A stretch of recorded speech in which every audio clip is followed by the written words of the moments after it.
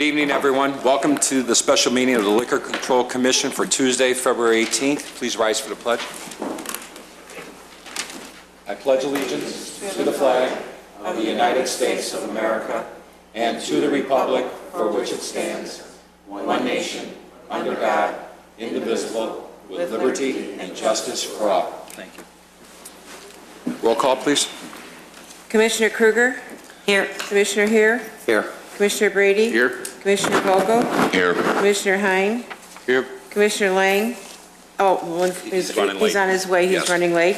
And Chairperson Argyris. Here. Thank you. The approval of the minutes for the special meeting of January 20th, 2014. So moved. Motion by Trustee Hines, second by Commissioner Vogel. Roll call, please. Commissioner Kruger?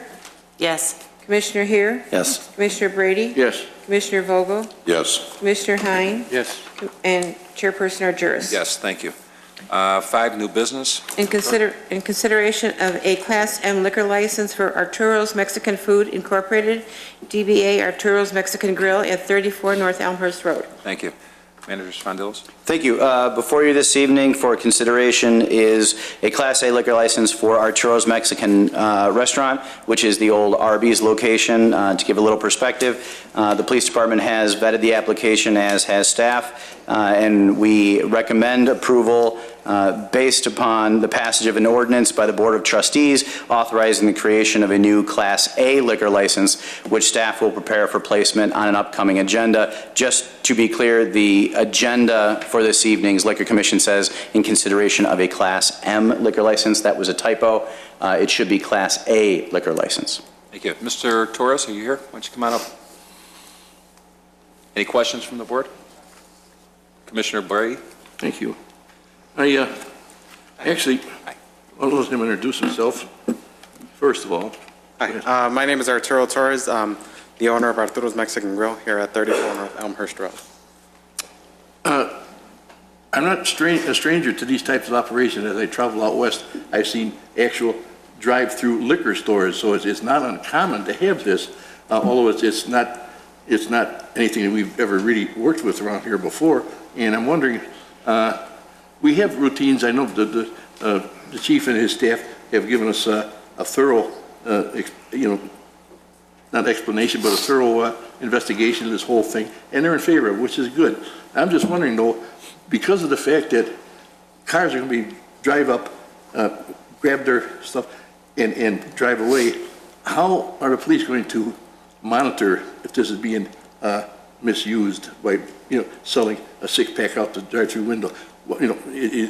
First of all, it could be an underage person or whatever the case may be, or they intend to drink it in the car, That's an excellent question. Just to be clear so everyone understands, sale, and I think you know this, you're asking beyond how we're going to monitor it, but just so everyone's aware that sale of liquor through the drive-through is absolutely forbidden as part of this license. So as one of the conditions, I'm actually going to read section 4.32.116, which prohibits sale of alcoholic beverages through the drive-through. So now that that's out there, I think the answer is we're just going to have to monitor it the way we monitor any other restaurant. A lot of it is from what we hear, feedback that we get from people saying, hey, I've heard this, we could do sting operations, but those are only as good as your timing to do them. But we will continue to monitor to make sure that they are following the requirement that is a prohibition of liquor sales through a drive-through. Yeah, because this would go above and beyond anything that we do right now in the way of monitoring the sale.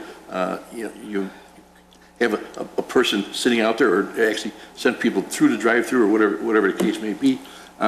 Or how do you know that somebody that working there isn't passing a six-pack out to their friend? It's an excellent, we can't give away our secrets, but I can tell you that that the police department will be monitoring that exact situation. Okay, thank you. Attorney Ferrello, do you have something? Well, I was going to say, Trustee Brady, it's like any other law relative to liquor. We can't watch it all the time. It's a serious law. If it's violated, they stand to lose their license. So at some point, the law is the law. We hope that the license holder will abide by the law. And if we happen to discover that they're not, they'll be before the Liquor Control Commission for penalties, which could include a revocation. So it's very serious. Mr. President. Thank you. Trustee, Commissioner here. This is, there's a couple of questions that I'd like to propose. It's like I'd like to see us come up, not necessarily towards his business, but create some sort of signage telling people what the hours of liquor sales will be. And this would be also for organizations like Walgreens, Walmart, et cetera. And the other side is I'd also like us as a board to look at an ordinance, maybe changing our ordinance to limit the hours of sale of alcohol on Sundays. I went into the Walgreens down the street a couple Sundays ago at 8:30, and this woman walks in, and she just said, "Can I buy beer and wine?" And they go, "Yeah." And I was like, whoa. But I think that if we redefine that and maybe bring it to maybe 9 or 10 o'clock on a Sunday would be probably in line with what the municipalities around us are doing. So it's something to look for. I like the idea of posting it, because we have 24-hour Walmarts and stuff like that. They should stop selling by 12 o'clock, whatever the liquor license is. And they do, but as far as I understand, the question is, there are some establishments that are open for hours beyond the 7 a.m. to 2 a.m. Just like Walmart. License. So I think that's the, we can do that. Timing's good. Mr. Torres, you understand everything? Yes, And you're going to train your staff? yes, Because it's your license. yes, I understand. Okay, good. Anything else from anybody? Commissioner Hein? Thank you. Looking at the configuration of your restaurant and the floor plan that you gave us, how much emphasis are you going to be putting on packaged goods going out the door? It's basically going to be served like on premises. We're not looking to like sell packaged goods to the public. It's more like a sit-down restaurant. It's not like a liquor store for us. So you're not really looking at having packaged liquor going out? And that's not in our interest at this time. Well, if that's the case, then we could put them in a different classification. Well, he is a No, Class A. Class A is a It's restaurant. not an M. That was a typo on the agenda. Well, the walk-in cooler and such, you know, the way it is laid out and everything, in order to get into the packaged goods business, you're going to have some pretty good storage for that stuff, you know, six-packs and so on and so forth. And so I'm hoping that you're not going to be really emphasizing the packaged goods going out the door. No, everything's going to be stored in the back storage room and in the walk-in cooler, which is also in the back section. You would have to cross the cooking line, and you have to go through the kitchen, so it would be hard to like merchandise boxes of beer or stuff like that. It's more just like as a sit-down restaurant. Are you going to be serving regular bottled beer, or are you going to have a draft beer also? Right now, it's just going to be bottled beer. Okay. There's no draft system set up there. In the future, we may look into that, but currently, it's just going to be bottled beer. Okay. Do you have in your business plan that you might be looking at putting in some video gaming machines in there? At the moment, we haven't thought about it. We have other locations in Chicago and all that, but that's not even in our interest at this moment either. Anything else? What we see it as is more of a family style restaurant, just like 1 or 2 beers per patron, and that's it. It's not a bar or a liquor store for us.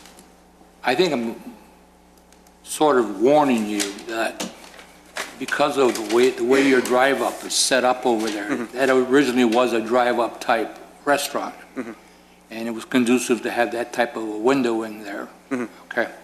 I'm hoping that you are going to run it as a restaurant, as your number one business plan, okay? And use the liquor to offset and to be like an ancillary use, okay? And if you are caught in violation of using that for a drive-through liquor, okay, your license will be in jeopardy, okay?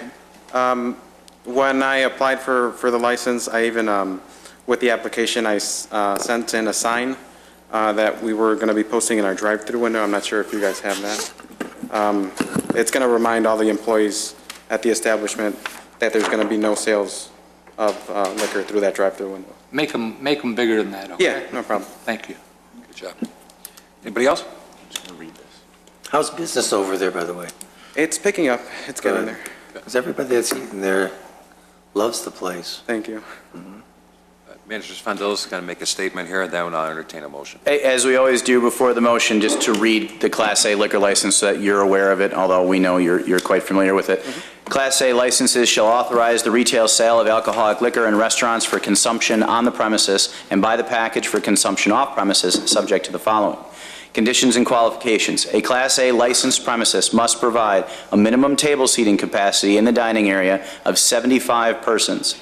Exclusive of all bar stool and bar area tables or seats, must be operated primarily as a sit-down restaurant, offering its patrons full and complete meals prepared on the premises, including a full dinner menu, and must serve and take orders for meals until no earlier than 2 hours prior to the actual closing of the establishment on any day. Further, Section 4.32.166, no licensee shall sell, give, or deliver alcoholic liquor, packaged or otherwise, through a drive-through window. Please note that in addition to the conditions and qualifications specific to this license class, all Wheeling liquor license holders must comply with all provisions of the Wheeling Municipal Code and are responsible for being familiar with those provisions. Got it? I understand. Yeah. Good, thank you. Make a motion to approve. Thank you. Second. Motion by Commissioner Vogel, second by Commissioner Hare. Roll call. Commissioner Kruger? Yes. Commissioner Hare? Yes. Commissioner Brady? Yes. Commissioner Vogel? Yes. Commissioner Hein? Yes. Commissioner Lang? Yes. Chairperson Argyris? Yes. Good luck to you. Thank you. Thank you. Entertain a motion to adjourn. So move. Second. Motion by Commissioner Hare, second by Commissioner Vogel. Roll call. Commissioner Kruger? Yes. Commissioner Hare? Yes. Commissioner Brady? Yes. Commissioner Vogel? Yes. Commissioner Hein? Yes. Hein? Commissioner Lang? Yes. Chairperson Argyris? Yes. The Village of Wheeling regular meeting for Tuesday, February 18th is now called to order. Roll call, please. Trustee Kruger? Present. Trustee Hare? Here. Trustee Brady? Here. Trustee Vogel? Here. Trustee Hein? Here. Trustee Lang? Here. President Argyris? Here. Entertain a motion to approve the minutes for the regular meeting of January 20th, 2014. So moved. Second. Motion by Trustee Brady, second by Trustee Vogel. Roll call, please. Trustee Kruger? Yes. Trustee Hare? Yes. Trustee Brady? Yes. Trustee Vogel? Yes. Trustee Hein? Yes. Trustee Lang? Yes. President Argyris? Yes, thank you. Any changes to the agenda? There are none this evening. Thank you. Citizens' concerns and comments. Members of the general public may address the board with concerns or comments regarding relevant issues. The person submitting a petition, concern, or other comment shall be allotted 5 minutes to present their points and should state their name and address into the record. Mary Ann LaCrosse? LaCrosse? Yeah, she just stepped out real quick.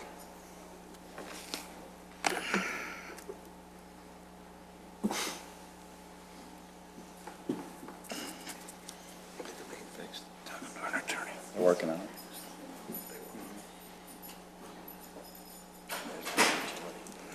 Hello, good evening. Hi. This is for you. Okay. Just at the podium, just state your name and address, please. Mary Ann Ligori. I live at 105 Deborah Lane in Wheeling. That's for you. I tried to get a PowerPoint. I was told we have 5 minutes. It would have been better for everyone, but you can pass the book up and down if you'd like. I'm here today to talk about the Southeast TIF.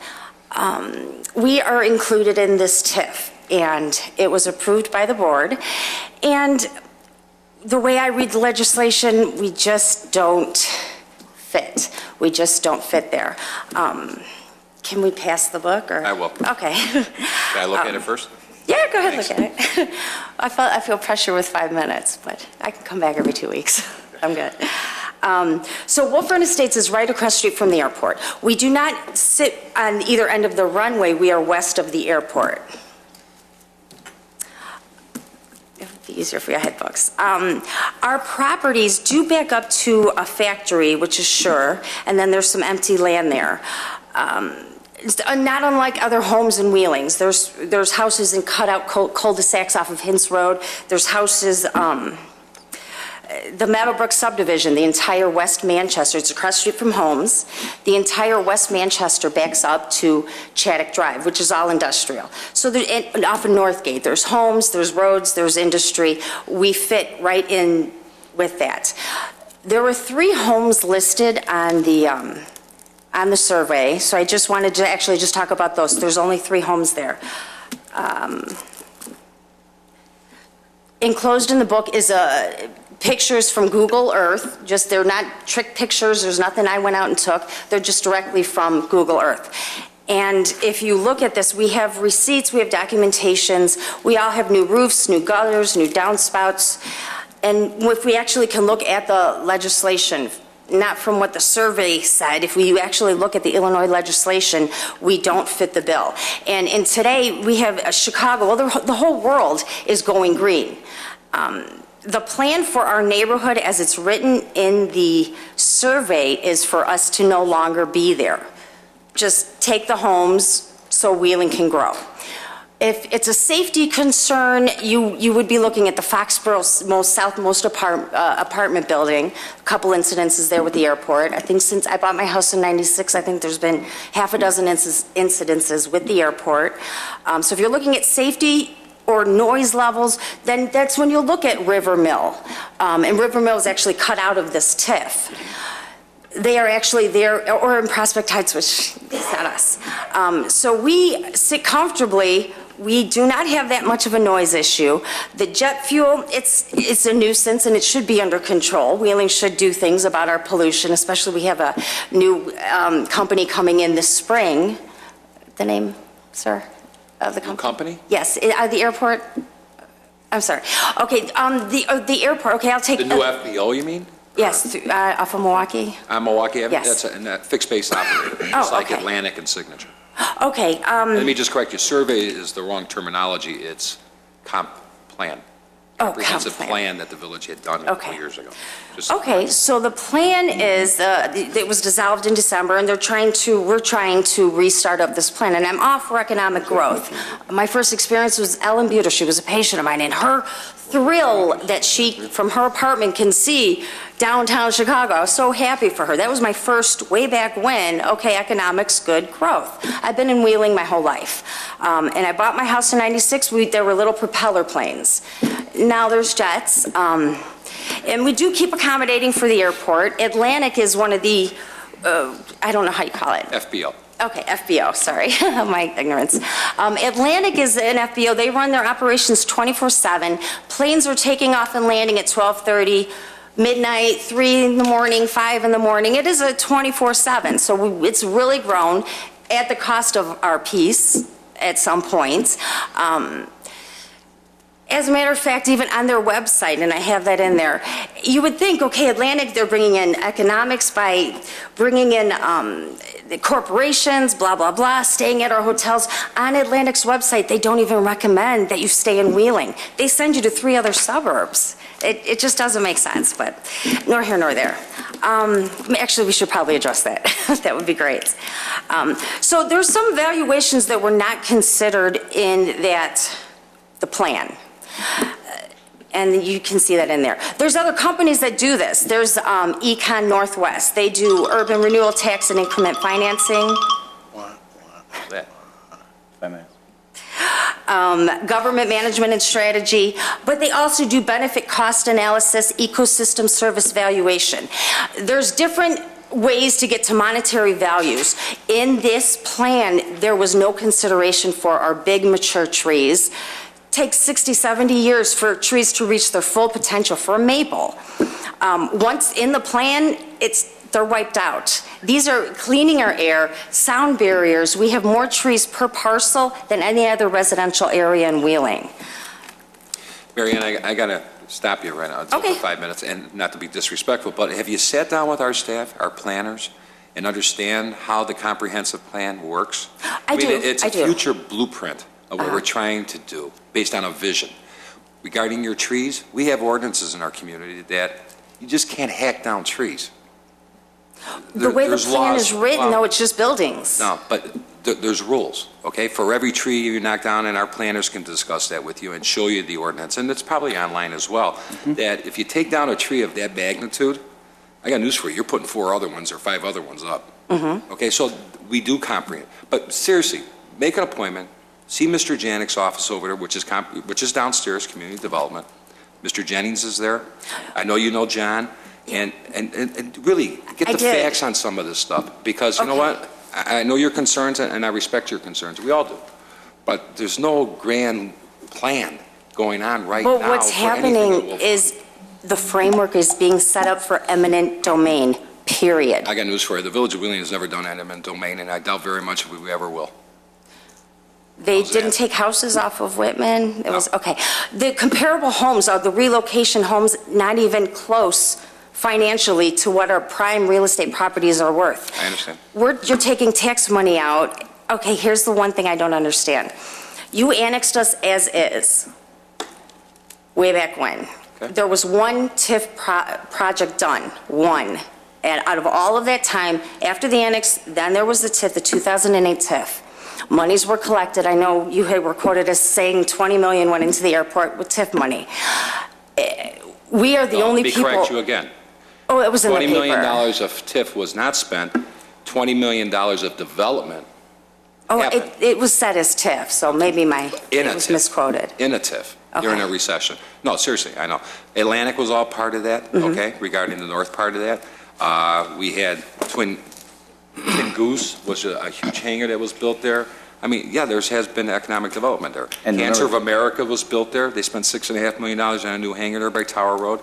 And that particular TIF is severely underwater. at this Totally point. underwater. And one incentive was given to all of them. Okay. No incentives were given to other than international aviation. That was the only one. We are just here, this building is just as close as our neighborhood is to Milwaukee Avenue.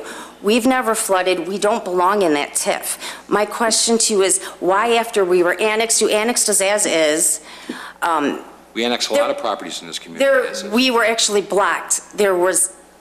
We were blocked offers from industry way back when. So now we've been annexed, now we've been called blighted to then set up the framework for eminent domain. Mayor, I'm not going to debate you, seriously. We have our staff here. We've been transparent about what we're trying to do here. I know you were at the meeting 2 weeks ago. I was in the back Yeah. watching it. I saw you, and you do your homework, and I commend you on that. But there's a lot more going on. Okay, why don't we Believe have me, Wolf- water? Huh? Why don't we have water and sewer to us? I don't know, you bought it in '96, why did you buy it without water and sewer?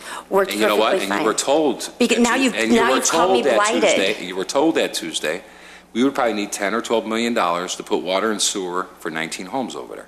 We don't have it. It's 20 homes, Well, and whatever. we don't brought have water it. everywhere else I understand, then. but we don't have it. That's the Okay. problem. Industrial lane's a problem. We don't have it. We're not Unless on you have industrial the lane. economic tools to try to make things happen, whether it be infrastructure or what have you. Look up and down Milwaukee Avenue. TIF dollars was enable us to do infrastructure up and down Milwaukee Avenue and other We projects. don't belong in this TIF. None of the money is coming to us. It's just being taken out of the schools. I wouldn't say that. I wouldn't say that. I wouldn't say that, because when you Actually, call, just when here you call tonight to- 911 every day, and your streets get plowed every day, you're paying taxes like everybody else is, and you're getting core services like everybody else And is. we did you that are before part the of our annex. community like everybody else is. And you know what? And that's our focus. Believe me, there's no hidden agenda here. I'm being honest with you. Okay, I can't If there sell was, my I'd tell you. property. I cannot sell it when it's in a TIF being called blighted. It is absolutely not blighted. That's I have the And that- legislation and that's here. not- And that's not it. And I'll be honest with you, I give you 12 minutes. Okay, No, so I and- come and back I- in 2 weeks, or do I come with an attorney? You know what? You can sit down and talk to our staff, and if you I bring an tried that attorney, today. and do it again. We tried. Do it again. I'm sorry? Get a hold of community development. I Look at did. the plan. Okay. And we tried. Okay. Make an Okay, appointment. we and go just see don't him. belong in this TIF. I have the paperwork and the legislation. I wanted to bring it to the board before we sought okay. counsel. Okay. That was it. Okay. We're at 13 minutes now, so Okay. I got to stick with the point. Thanks. Okay, so Anybody counsel else? then, is that where it It's- needs to go? Huh? I need attorneys, we need to hire an attorney then, a real estate attorney. Our rights are being violated. The TIF statute is a valid statute, found constitutional. Because your property's in a TIF does not mean your property is blighted. When you That's not what was explained to us. designate a TIF district, that doesn't mean each and every property in that TIF district is blighted. It's an overall finding. Your house, I'm sure, is very, very nice.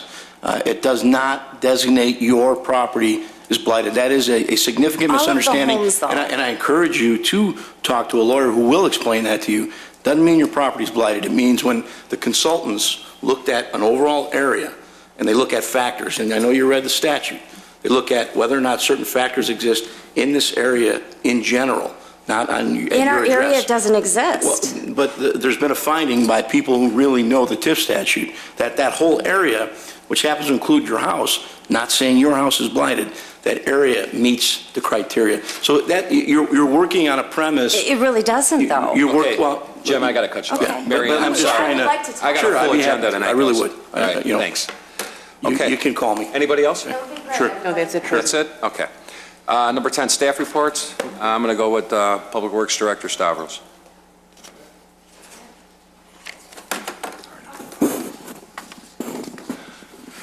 Thank you. I was just trying to do this without explaining. Thank you, President Pierce.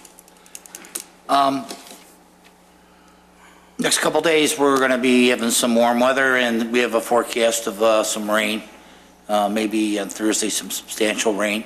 So therefore, excuse me, we may experience some localized flooding due to the storm sewer grates that's covered over by snow. Tomorrow, Public Works staff, we're planning on making all available staff available, that we have available. We're going to put them out on the streets with equipment to uncover all storm sewer grates. We've sectioned the town off into 6 different sections. We'll have the fire department assisting us, and we'll, in the process, be cleaning storm sewer inlets and storm catch basins. We'll have our heavy equipment out there, such as loaders and backhoes, if we have them available and they're not on water main breaks. We'll have smaller trucks, pickup trucks, pushing in where we can. I would remind residents, if you know of a storm sewer that you have in front of your home, I'd ask that maybe you take a shovel and try to shovel it out. If you can't do it, feel free to give us a call at 847-279-6900, and we'll try to get somebody out there to open the grate up for you. And then that phone number will work if during the rains we have any localized flooding. Sure. Thank you. Chief McKiser, you want to piggyback on that? Thank you. I would just like to emphasize that this is one of those times where the village needs the help of the residents to help us do our jobs. We really need some help opening up all these sewer inlets. There's almost 2,000 of them in the village. It also is a good time. We've been asking for help, and we've been out for 6 weeks trying to keep up with keeping fire hydrants open. Winter's not over. The next couple days would be really great if we could get some assistance from the residents if they have fire hydrants in front of their homes to help open them up as well. And probably more importantly, this warm spell that we're about to go through brings a lot of people, particularly children and dog walkers, out into the weather where they've been basically housebound for the winter. And one of the concerns we've got is children and pets going out on the ice in all of our basins, ponds, the creek, etc. The ice can give a false perception of being strong and leading to incidents on the ice.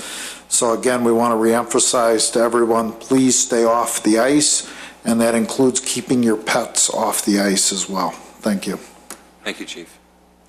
Director Stavros?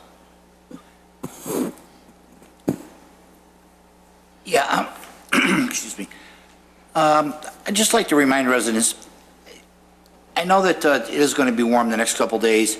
I wouldn't want to give the false sense of security that this warm spell is relieving the frozen water service issue.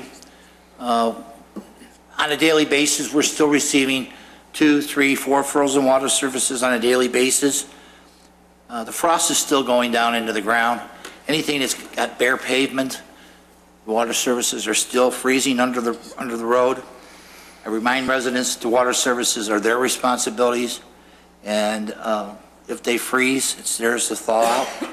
and if they freeze under the highway or under the roadway, there's the thought, we will assist them only if we have time available. Otherwise, they'll have to get a contractor to do so. So I still would suggest for another couple weeks to let your water trickle if you're not sure the elevation of your service line. Thank you. Okay, thanks. And, just to say something else that I saw on the news not long ago, that people need to be vigilant. There's a lot of scam artists out there, too, especially attacking the elderly, and tell them I can help you with your frozen water mains and stuff like that. You ever have questions, please call Village Hall.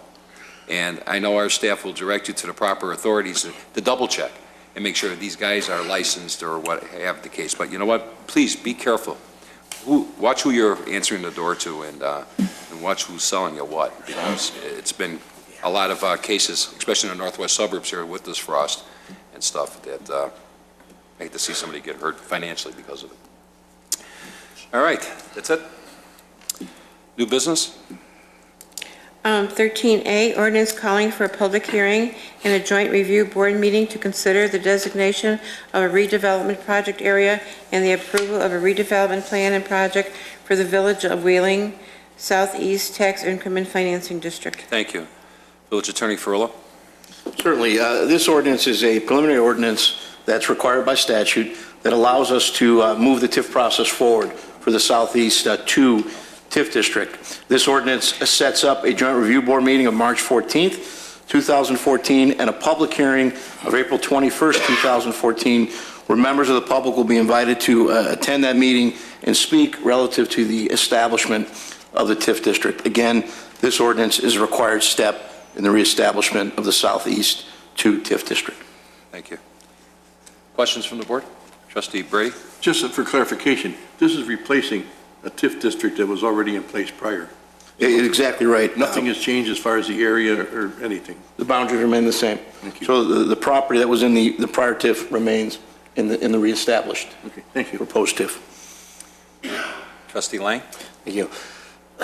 I don't know if this is the right place to mention this, but I will anyway. The biggest issue with TIFs right now seems to a lot of residents is the definition and the word blighted. And how is that in language that can't be changed? Yeah, it's part of the statute. It's a finding by the TIF consultant. It's a required finding. Blighted includes the existence of several factors. There are a number of factors in the list under the statute. You don't have to meet all of them, but you have to meet several of them. Flooding is a factor. Failure to have redevelopment take place for a period of time is a factor. Vacancies are a factor. Older structures may be a factor. But as I tried to explain a little earlier, it doesn't mean that every single property within a district meets any one of the factors. It's an overall finding by a consultant that's presented in a TIF plan. This public hearing that the ordinance establishes allows the public to appear, to speak and testify to you as a board before you ultimately vote on the reestablishment of the district. Blighted is a term that comes directly from the state statute. Well, maybe we should do a better job explaining that it's the overall area that's considered blighted, not particular homes, because it, as we see, it's offending to people that we're saying that their home is blighted, and that's not what we're saying. It just sounds like it. So maybe we should probably do a better job. Educated. Yeah.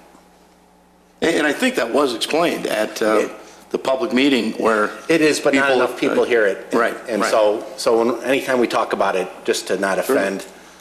Makes sense. Hey, you know what? You can use the example of blighted. South Milwaukee Avenue, the used car lots. All that used car lot stuff on South Milwaukee Avenue was blighted.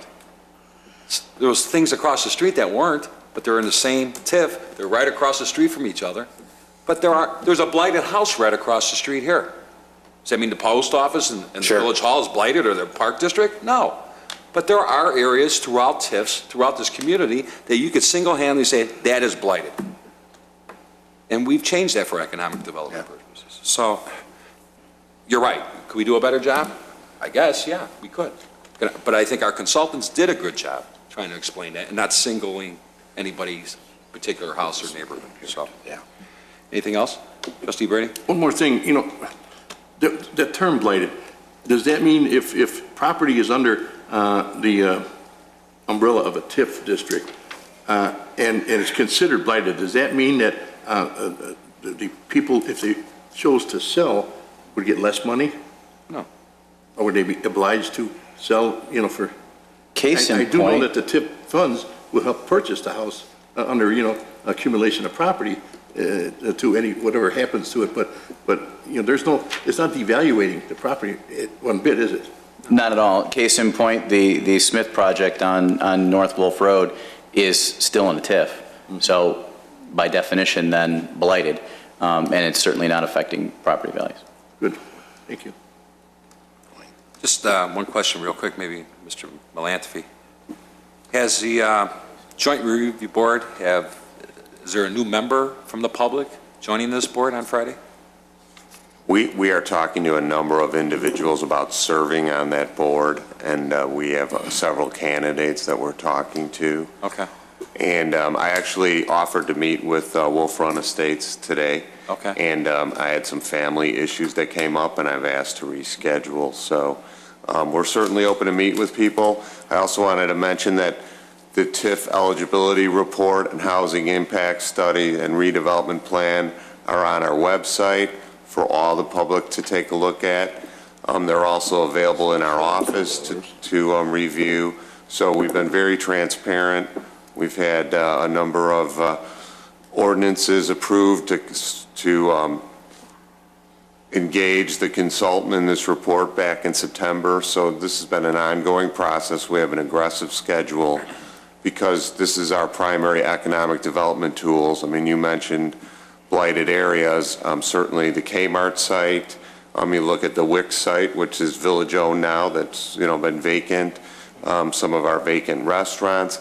This is the tool that we utilize to eradicate commercial blight, eradicate village eyesores, and we are the government body that's charged to do this. Right. No one else is going to do it if we can't incentivize private developers in a public-private partnership. So we will meet with any of the property owners, and as Village Attorney Ferrolo said, we're not saying that every property is blighted. There's evidence of commercial and residential blight within the entire district, and there's very strict statutes that dictate what constitutes blight. Thank you. Thank you. Anybody else? Entertain a motion? Make a motion to approve. Motion by Trustee Vogel. I'll second. Second by Trustee Lang. Roll call, please.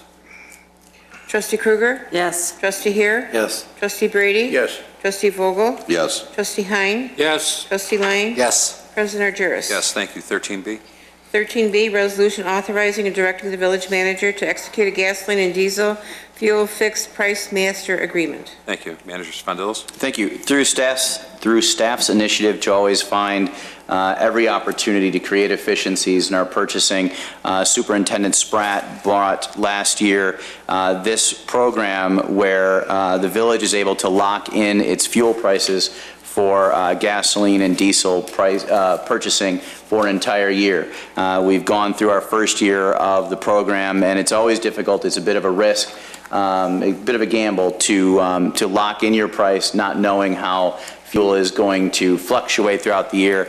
And this year, we think we will end up with a slight savings by the end of the term, which comes in March. But at worst, we're even with the market. So with that information and our expectation for the 2014 year, it was Superintendent Spratt's recommendation, and I concur that we join the consortium and, or at least participate in the fuel hedging program and move forward with this initiative for a second year. Thank you. Questions? One question. Trustee Lang. Is this something that we could perhaps tie the airport into as well? Well, they buy our fuel from us as far as Maintenance goes. they don't buy their fuel from us anymore. I'm showing my age. Well, okay. So maybe something down the road, it's not out of the question if if it might increase buying power for both government bodies. We could certainly look into it. Okay, very good. So moved. Motion by Second. trustee Brady, second by trustee Kruger, and Superintendent Spratt, thank you. Good job. Roll call. Trustee Kruger? Yes. Trustee Heer? Yes. Trustee Brady? Yes. Trustee Vogel? Yes. Trustee Hein? Yes. Trustee Lang? Yes. President Argyros? Yes, thank you. 13C. Resolution authorizing the village manager to execute a multi-year contract with USIC Locating Services Incorporated to perform underground utility locating for the village of Wheeling. Thank you. Director Stavros. Thank you, President Argyros. This is a multi-year contract with USIC. They are a conglomerate that's all over the United States, and they do locating for many of the Fortune 500 companies, and most of them in Illinois, and they currently do all the ones in northern Illinois. We went out on a bid with three other municipalities, and to see what we could get our locates done for $4,000 a year, or 4,000 locates a year. They came in, their number came in at approximately $90,000. Currently, we used 2 men daily to do our Julie locates, which are mandated by law. This would free up our 2 men if we went to this route and farm this service out. We had talked about this during the budget, and we went through the contract, and was reviewed by our attorney, Verrillo, and we're bringing it to you tonight. Thank you. Questions? Trustee Brady? Director Stavros, what is the village's responsibility for Julie Locate? What utilities do we, just sewer and water, or? Sewer, water, streetlights, storm. We do not do service lines. Public infrastructure. Underground.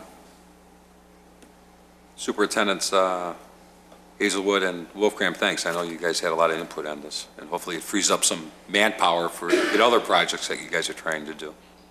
So if there's any more questions, I entertain a motion. So moved. Second. Motion by trustee Brady, second by trustee Heer. Roll call. Trustee Kruger? Yes. Trustee Heer? Yes. Trustee Brady? Yes. Trustee Vogel? Yes. Trustee Hein? Yes. Trustee Lang? Yes. President Argyros? Yes. 13D. Resolution authorizing acceptance of the State of Illinois contract for the purchase of 5 2014 Ford utility police interceptors and 1 police interceptor sedan from Curie Motors. Thank you. Managers Fondelis. Thank you. As we do, as we have in the past, we've tried to make bulk purchases to capture as much savings as possible when looking at replacement vehicles.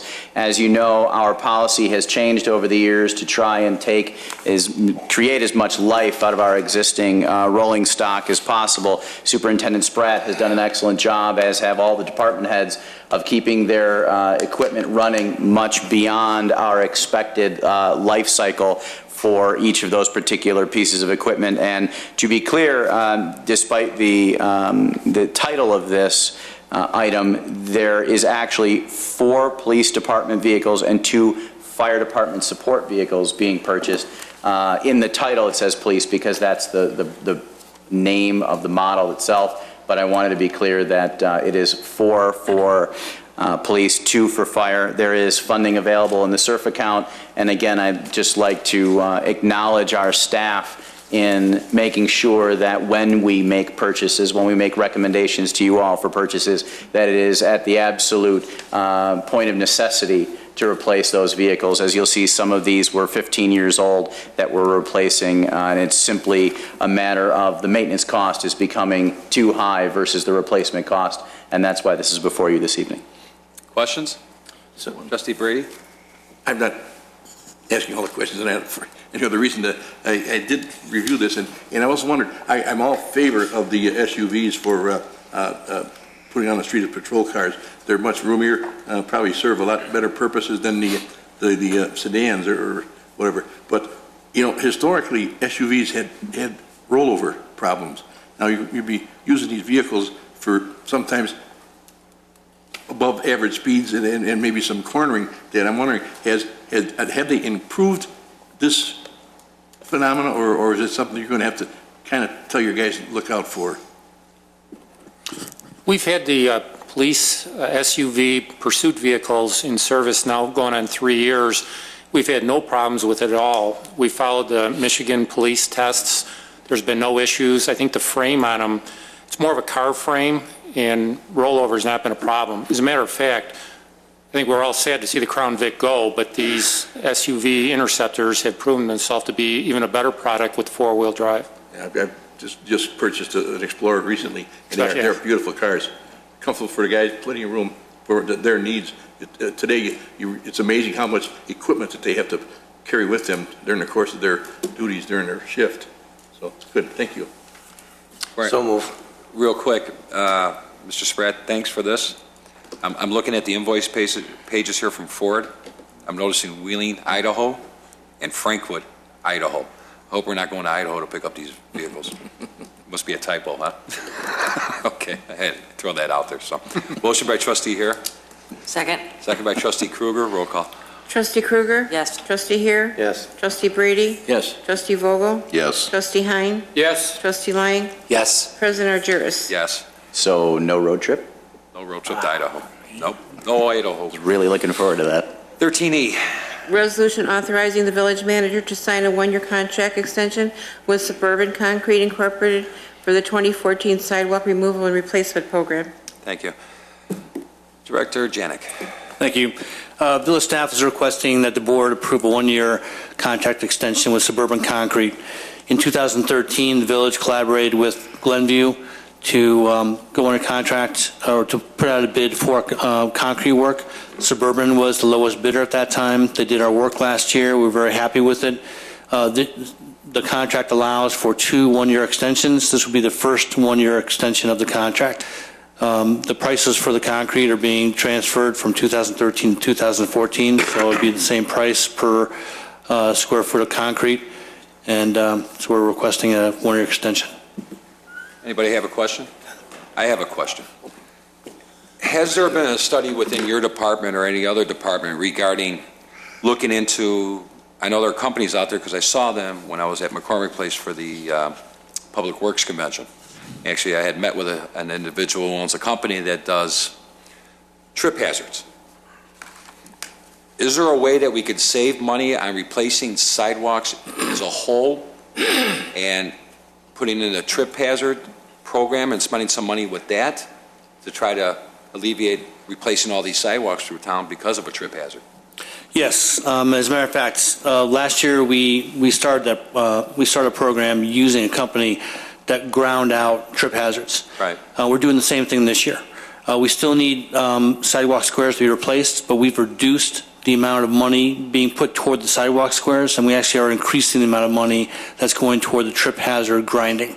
So we actually are doing that this year, and most likely what's going to happen, although a winter like this is going to have more heaving of sidewalks, which might require them to be replaced. But going forward in the future, we have, because of our aggressive stance with replacing sidewalk squares, we have less and less replacement sidewalks to do and more grinding that'll be taking place. Has there been an inventory on the trip hazards throughout the community? Yes, there has been. And we're working on, I don't have the numbers, maybe. We actually rank them. They're ranked based on the hazard level, 1, 2, and 3. We obviously try to work backwards from the most concern to the least, but as Director Janik said, that's what we started with last year and hope to complete, I don't want to overspeak, complete this year. I mean, it's an ongoing thing because the heaving happens every year. But I tell you, the technology this company had regarding, I mean, it was unbelievable. Yeah. I mean, we actually saw it, and I thought, wow, this is pretty neat. Yeah, you know? we are doing that. Yeah, good. Okay. I know you did some in the neighborhood I saw, and couldn't tell the difference. It was actually pretty good. And most important, that we alleviate the liability to the village, too. Well, that plus the grinding will save money going forward because we can do more trip hazards by grinding than by replacing the concrete. Okay. Good, Mark. Thanks. Anybody else? Trustee Brady? You know, not too long ago, Mayor Emanuel declared that he was going to use $6 million out of the motor fuel tax fund to help pay for the overtime from this year's snow removal and salt use in the city. And I'm wondering, you know, I know that this is important as well as the street repairs and curb repairs under the motor fuel tax, but I'm wondering if before we go assigning these types of projects to a specific contract, if we shouldn't take a close look at where we're at now and where we're going to be, even after the snow is gone, we're still going to be looking at possibly some heavy flooding issues. And you know, I hate to see us run into a huge deficit because of this for this year, and maybe instead think ahead a little bit, and maybe we should think or consider cutting back on a few of these things until we know exactly how much of a hole we're in with snow removal and salt. You have to declare your allocations in advance. So we can do that, but you'd be talking about shifting next year's projects. I know. I mean, you know, I was shocked at I think what the bottom line was, something like $8 or $9 million just overtime. Just overtime. Can you imagine what the city's put out? And I tell you what, our guys, I mean, it seems like they're working more than they're home this past 2 months, you know. And I'm sure that even if it's comp time, whatever the arrangements are, it's going to cost us money. And I'd rather, instead of seeing us dig ourselves into a hole because of this, that we might not be able to get out of as easy, if we cut back on the, as you say, some of these projects are graded as to the priorities, and maybe we should take a look at what might last another year. That we can take some of that money and transfer it over to help pay for the overtime. Just clarify, you're talking about Chicago, $8 million in overtime, not Wheeling. Yes, not Just to Wheeling. clarify, thank you. You can see that in the front page. Okay. If it was, I figured I'd join in myself. All right, thanks. Anybody else? Entertain a motion? So moved. Motion by trustee Lang, Second. second by trustee Hein. Roll call. Trustee Krueger? Yes. Trustee Heer? Yes. Trustee Brady? Yes. Trustee Vogel? Yes. Trustee Hein? Yes. Trustee Lang? Yes. President Juris? Yes, thank you. 13F. Resolution accepting a proposal from Dixon Engineering Incorporated for an engineering and inspection service agreement for the rehabilitation and recoding of the Central Receiving Station, CRS. Thank you. Director Janik. Thank you. This contract proposal, which the village staff is requesting the board to approve, concerns the engineering firm, Dixon Engineering, relative to the painting of the Central Station water tower. Dixon has worked for the village the last 2 years, doing the same work, which is inspecting the work, making sure that the contractor is planning and doing the right thing, and keeping track of expenditures. In 2012, the village went out for a bidding process. Dixon was the only firm that submitted a proposal. We intend on going out again end of this year for 2015 and 2016. But we are requesting tonight that the board approve this contract for approximately $32,000 with Dixon for the upcoming painting of the Central Station. Thank you. Questions? May I just add something just so that everyone's aware? This meeting, as Director Janik said, this is for engineering, but just so you have the heads up, in 2 weeks we'll have a contract for the actual work. So in case you see a similar title coming up, just wanted to make sure everyone was aware this is engineering, and the next phase will be approving the actual work. Thank you. Questions? Entertain a motion? So moved. Motion by trustee Brady, Second. second by trustee Lang. Roll call. Trustee Krueger? Yes. Trustee Heer? Yes. Trustee Brady? Yes. Trustee Vogel? Yes. Trustee Hein? Yes. Trustee Lang? Yes. President Juris? Yes, thank you. 13G. Ordinance amending Title 19 zoning of the Wheeling Municipal Code, docket number 2014-1. Thank you. Attorney Furlow. Thank you, President Argyris. As the board knows, the Compassionate Use of Medical Cannabis Pilot Program Act went into effect in the state of Illinois January 1st, 2014. While the act preempts home rule authority, what the act does allow communities to do is to enact reasonable zoning restrictions in order to regulate where cultivation centers and dispensaries are located in a community in accordance with the act. Wheeling was ahead of this curve. The Plan Commission conducted public hearings and has made recommendations to you as a board that are before you tonight. The recommendations effectively create within our zoning use table areas where dispensaries could qualify to be located as a special use.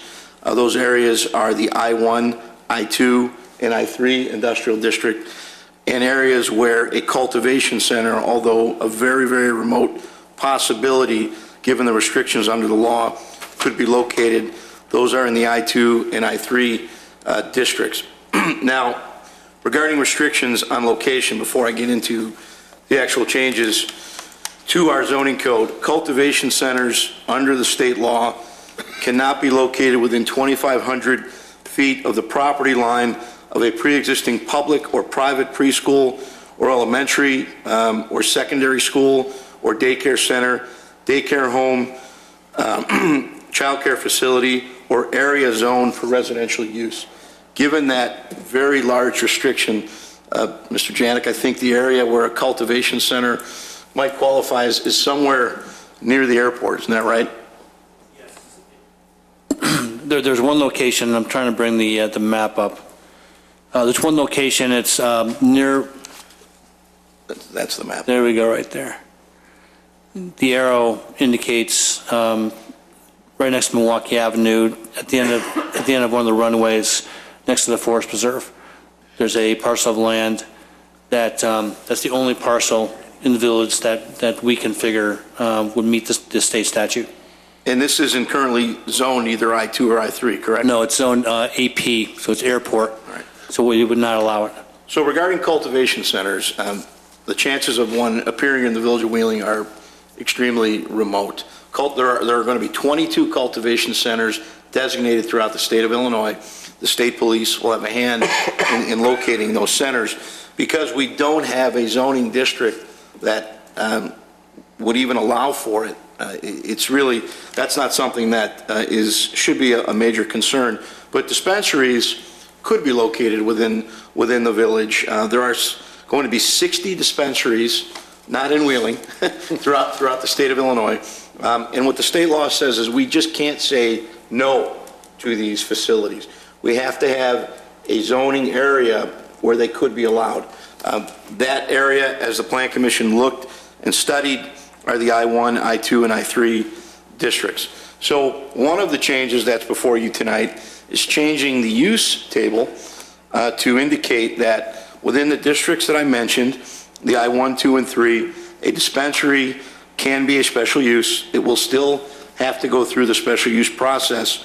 And within the I-2 or I-3 district, a cultivation center can be a special use subject to the special use process. The other changes that we've enacted or placed before you include definitions of medical cannabis dispensary, a medical cannabis cultivation center, and a defined use of cannabis. We also create regulations related to dispensaries and cultivation centers that include signage restrictions. I think if you followed what the Plan Commission was considering, the recommendation is that electronic message boards will not be permitted. Signs shall not include graphic representations of the cannabis plant or drug paraphernalia. Sign content may reference medical cannabis, but shall not display slang terminology commonly associated with illegal cannabis. And some of these sign restrictions came out of recommendations of the Lake County Task Force that looked at this. While we did raise some First Amendment concerns relative to signage, we think that we can support this kind of signage. Not sure how the court would look at it just yet, but given that the task force has come out and recommended it, we think limiting signage to medical cannabis, which is really what these facilities would be for, would be viewed favorably by a court. You should also know that the Illinois law on medical cannabis is the most restrictive in the country. It is going to be very difficult to get a card under this law. There are a number of very specific afflictions that would qualify somebody for a medical cannabis registration card. Some examples would be cancer, glaucoma, Crohn's disease. Those are certain examples of diseases, but it is in the country considered the most restrictive out there to date. Some of the other changes before you, I think I've highlighted the major changes, and the best thing would be to answer any questions that you have at this point. Questions? Trustee Brady? I've been trying to follow this as best I can downstate and every place else that's been working on it, and it's still very unclear what the state is going to end up doing with the final drawing of their redrawing of their rules and regulations on this, pertaining to driving, working, et cetera, the laws that prohibit the use of marijuana during certain functions, and the state's still undecided on that. But what I'm wondering is, they say that it ain't going to be too much longer, and marijuana is probably going to be legal in the United States in the next decade, whatever it's going to be. But it's akin to alcohol.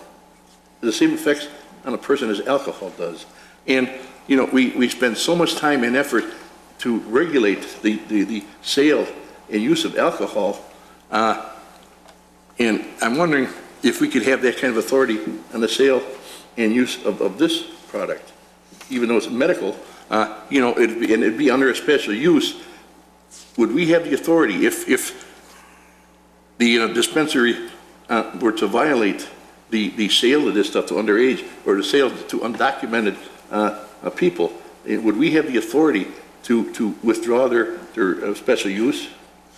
Violations of the law relative to the sale of cannabis would subject, I believe, the special use permit to either the permittee to penalties and or revocation. I do believe that that's the case. The regulations on this particular operation are really going to be run by the state. There are three departments that have issued regulations. They've come out. The State Department of Financial and Professional Regulations, the Department of Agriculture, and the Illinois Department of Public Health have all issued preliminary rules relative to these facilities. But what you should also know is you're not going to be allowed to drive a car impaired. This act doesn't change the law relative to operating a vehicle. Employers can have zero tolerance policies. You're not going to be able to come to work and be impaired. So the laws that are in place relative to impairment, in terms of the criminal laws, driving, for example, will remain the same. What this act is designed to do is to provide medical relief to people that need it, to be used at a time that's appropriate and does not put other people in danger. So hopefully that addresses your concern. You can't go get medical marijuana and drive a car legally. Will it happen? I guess it could, but it's against the law, and if someone's caught doing that, they would be prosecuted. Well, driving and working under the influence would certainly be important, but I think the most important is how do we regulate the dispensary? Now we have people with liquor licenses, and they're constantly violating the sale of liquor to minors. And I'm afraid that if this goes on in this industry, it might even go on even more so because of the fact that it's harder to get. As a matter of fact, unless you're under medical treatment, you won't be able to get it, and it'll be an opportunity for some of these maybe less scrupulous people that run these businesses to sell this stuff under the table or however they want to do it. Now, if they do violate that, do we hold a hearing, like the Liquor Commission, or does the state hold a hearing? Well, it'd be all of the above. It's not going to be easy to open and run a dispensary. I could tell you that. I've looked at the rules and regs, very heavily regulated. So to get a license to run this kind of facility will be difficult. To the extent we find out that the laws aren't being followed, and we will make the state aware of that. There will be hearings conducted by the state. We will conduct zoning here. We have zoning authority. That's what we have. The state can revoke actual licensing. So it's going to be hard to make you comfortable that something wrong may not occur. It could, but which I think, again, this is similar to the liquor question earlier in the meeting tonight. There are very strenuous laws on the books that these operators are expected to follow. If they're not following them, there will be consequences. If they violate any law and we pull their special use, they're out of business, right? If you revoke a special use, you can't operate the code. I could tell you this, the law says we have to be reasonable. Obviously. As a zoning authority, because a lot of towns just want to say no. We don't want it here. And the state law says you can't do that. It's here. It's here, and you can regulate it with reasonable special use restrictions that hopefully are designed to minimize impacts on the neighboring property owners. Now, dispensaries, I didn't get to this, but there are restrictions on dispensaries as well. They can't be located within 1,000 feet of the property line of a pre-existing public or private preschool, elementary or secondary school, daycare center, daycare home, group home, etc. So there are restrictions as to where they can go. That's why the I-1, 2, and 3 districts are really the most appropriate, and why we recommend our use table be amended that way.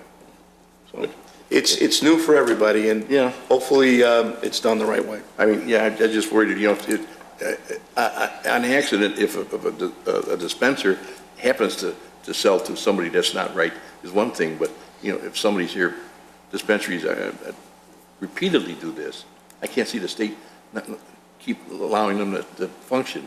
I think that dispensary won't exist for very long. Thank you. That's all. Yep, thank you. Thanks. Just real quick, Commissioner Dorban's in the audience. You know what? Thank your fellow commissioners. You guys put numerous hours into this, and Jim, and your associate as well. Thank you. She was awesome. Because I watched these meetings, and, you had a few of these meetings, and to do it the right way. So on behalf of the board, thank everybody on the commission for taking the time. That in mind, entertain a motion. So moved. Second. Motion by trustee Lang, second by trustee Here. Roll call. Trustee Krueger? Yes. Trustee Here? Yes. Trustee Brady? Yes. Trustee Vogel? Yes. Trustee Hein? Yes. Trustee Lang? Yes. President Jarvis? Yes, thank you. 13H. Ordinance approving the amended and restated water supply contract between the Northwest Water Commission and its members' communities. Thank you. Manager Svandos. Thank you. Before you this evening is an update to the member agreement to the Northwest Water Commission. As you know, the Village of Wheeling is part of the Northwest Water Commission. We are owners of our water supply line with Buffalo Grove, Palatine, and Arlington Heights. We have a contract together with the City of Evanston to purchase our water, and we own the infrastructure of the pipeline that brings us water from the City of Evanston, ultimately from Lake Michigan. The original member agreement was signed in 1983. Before you, although you see a lot of red crossing out and blue crossing out and a lot of back and forth, it is simply bringing an agreement that was signed in 1983 into the modern day based on the fact that our bond obligations have retired, based on the fact that there are a number of operational changes that have occurred in the last 30 years, and quite simply the only functional change here is that it adds some restrictions to the authority of the Commission and the Commission's inability to make any large-scale changes to the agreement as it currently exists. The village president and I have spent a lot of time talking about this and working through it, and believe what's before you tonight is acceptable and good for the community. And just as background information, the villages of Palatine and Buffalo Grove have already approved the same. Arlington Heights will follow after your pending approval. Questions? Entertain a motion. So moved. Second. Motion by trustee Lang, second by trustee Vogel. Roll call, please. Trustee Krueger? Yes. Trustee Here? Yes. Trustee Brady? Yes. Trustee Vogel? Yes. Trustee Hein? Yes. Trustee Lang? Yes. President Jarvis? Yes, thank you. 13I. Resolution supporting the Village of Wheeling continuing its membership in the Pension Fairness for Illinois Communities Coalition. Thank you. Manager Svandos. Thank you. As part of the Northwest Municipal Conference, the Village of Wheeling has in the past participated in this coalition. Basically, what it's doing is not only lending its support by your approval of the resolution, but also $1,000 in order to pay for some representation in Springfield. As we talk about pension, as you've heard over the last several years, it's an uphill battle with discussing reform, and the unions come very heavily prepared and well-backed financially, and this is an opportunity for the villages to have a little bit of professional representation in Springfield as, again, we move forward with trying to get some pension reform in the public safety sector. Questions? Yes. Trustee here? I get it, everybody gets it, that pensions have to be looked at, but one thing that gets me is you have the legislators and you have the lawmakers as well as judges.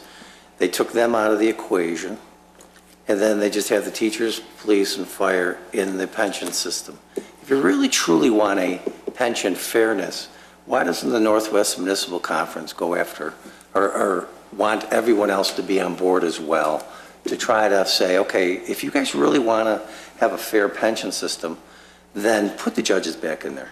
You know, take a look to see what the legislators and lawmakers have. You know, I get it, I do get it. You know, we need to rein in some of this stuff, but if you want everybody to buy into it, then do it fairly, and it's not being done fairly. Speaking on behalf of the commission, I could tell you that they agree completely. Then, again, they never publicize that. They never publicize that everything's fair, but they don't say, okay, they never mention that they took the judges out of it. They never mention themselves, what are we doing about their pensions? You know, they're in office for whatever, and they get a pension. You know, why don't people look at that as well? It's always the person that's wearing the uniform. I know it's the largest part of a budget and all this other stuff, but again, it needs to be addressed, but let's do it fairly. That's all I say. Again, completely agree, but just so you know, as part of the Northwest Municipal Conference, there's only so much we can do, meaning we represent the municipalities to which the public safety sector is a part of, and the judges and stuff are not. But to your point, everyone absolutely agrees that if you're looking for fairness, it has to be across the board. Absolutely. Trustee Lang? Thank you. How many communities or members are there in this, in this whole overall program? Oh, the whole commission. Well, in the commission, we're looking for full participation, which would be, I believe, 42. However, the Illinois, let me make sure I read this, the Illinois Communities Coalition is for the state. So it's bigger than the Northwest Municipal Conference. Okay, yeah, it didn't really say that. Right, the coalition is much larger than the conference, but as a conference, we're trying to show some unity by making sure that all of the member communities of the conference participate in the coalition.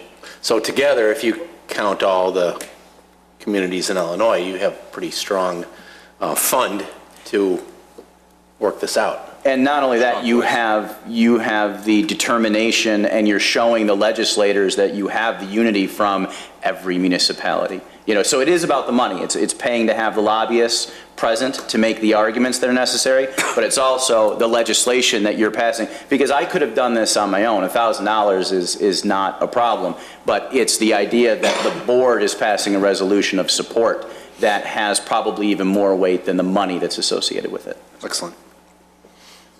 Trustee Brady? You know, assistant here. I hate this because it puts unions in a bad light. Basically, unions have performed services to working people for a long, long time, back when wages were nothing and they were getting mistreated and almost act like slave laborers. The unions organized and put it where a man can earn a decent living and rely on the fact that when he becomes old, there'll be some money for him to retire on. It's been abused recently, not by everyone. A few of the public sectors have abused it.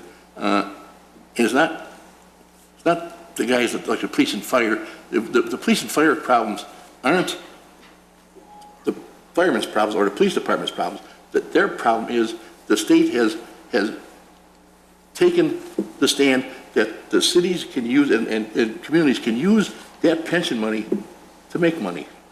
So instead of putting that money in the bank so it's there when the firemen and policemen retire, they invest it. Well, guess what happened in 2007 or 8?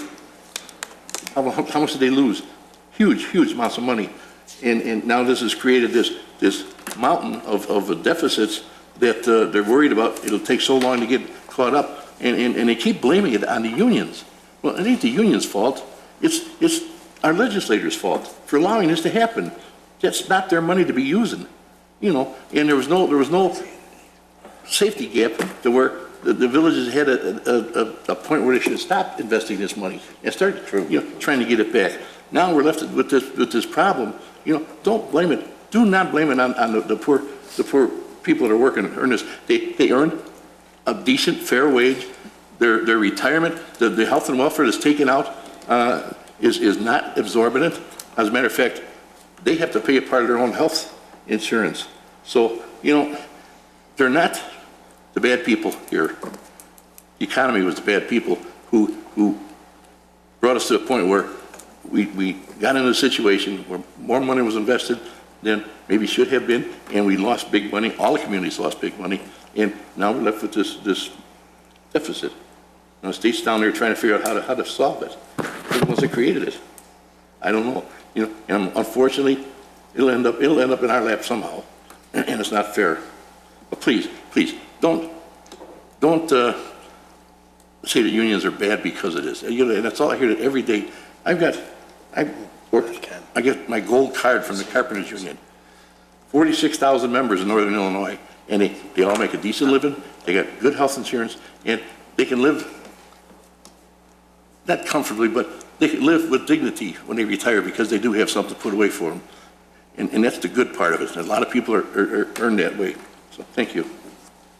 Thanks. You know, what's before us, I don't see where we're talking about the unions like the carpenters or the bricklayers or go on and on and on. I don't think that's the intent. But based on the argument and the comments you just made right now regarding how things have been over the years, that's where reform comes in.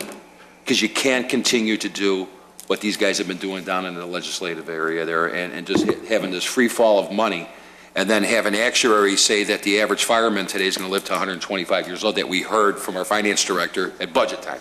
So now we got to put pension money in there thinking Keith McIsaac's going to live to 125 years old because some actuary thinks everybody's going to live that long. So, I mean, there's a lot of stuff, components to that you got to be realistic here.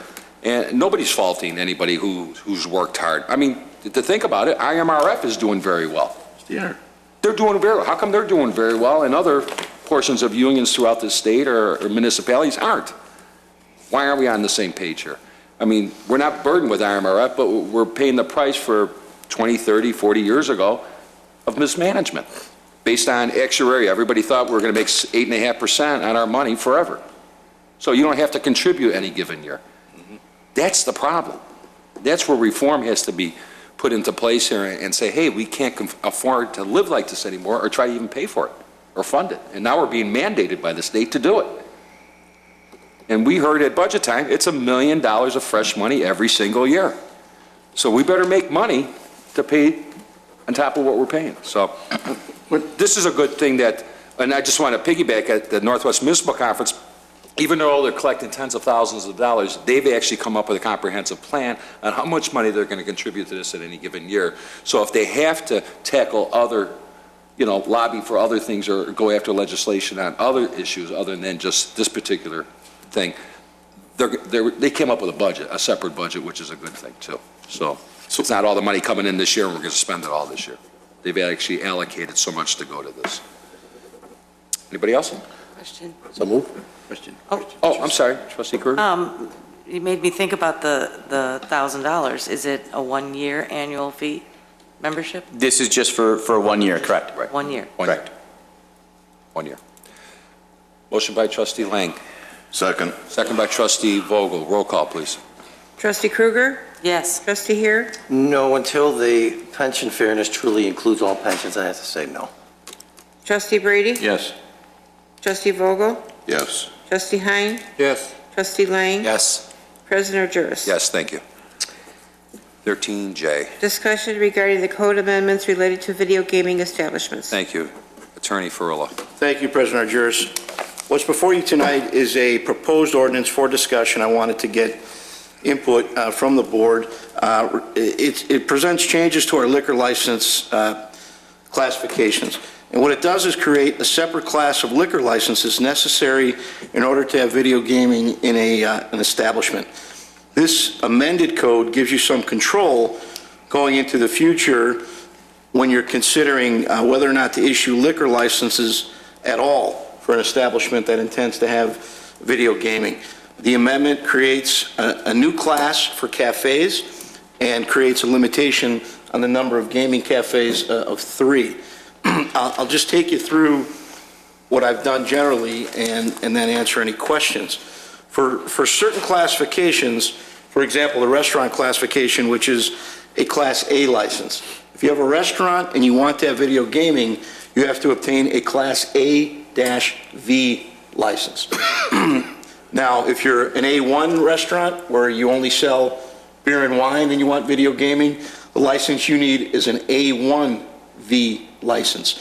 Now, if you do not have a V-type license as a restaurant, this new code says that you can't have video gaming. So the new amendments apply to the A licenses, the B licenses, which are smaller restaurants that cover anywhere from 30 to 74 people, the tavern licenses, which are C, it's not allowed in the D license, which is a liquor store. The new amendments cover the vet, the AMVET and fraternal organizations, which is an E license. To have gaming at AMVETs, you now will need an E-V license.